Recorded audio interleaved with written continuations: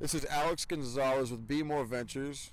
I come here talking to you from the UMKC campus, both in solidarity and with a curious nature, to find out why some of these students on campus are protesting for higher wages and health insurance, and they're actually fighting to unionize. It's really, really cool. They're working as a collective to come together and band together and ask for a couple of things that I think are reasonable. So I stood up rather, with Bandon and Layla. Here's what they had to say. I'm here talking with Bandon and Layla about their cause. They're out here supporting, what are you supporting? So we're supporting fair wages for grad students and health insurance. Why? Because historically we've been underpaid. We get 20-hour-a-week contracts, despite working full-time, and even then we don't have to get paid minimum wage. We get paid less than a living wage.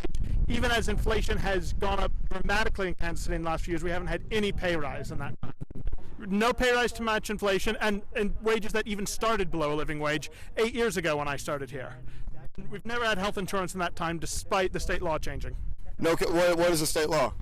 So the state law does say that employers need to offer health insurance. That's part of Obamacare. Okay.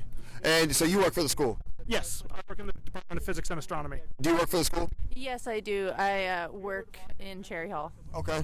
Why is unionizing important for us? It's the only way we can actually fight to fix these things.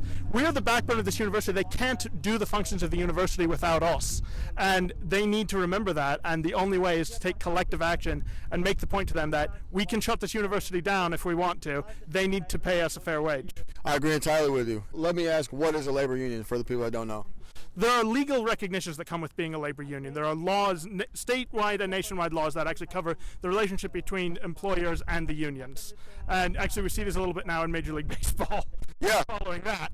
Yeah, I have been. The state laws are a little different. We are state employees, so we actually fall under the state labor law and not the nationwide labor law. But there are some differences, but the same principle of there is a formal process for this applies if we have a labor union. I can speak more to that.